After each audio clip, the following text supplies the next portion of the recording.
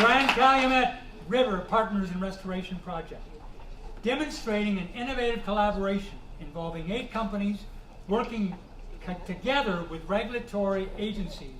The Grand Calumet River Partners in Restoration Project transformed the Calumet River, with more than 80% of the river now coming alive again over the past decade.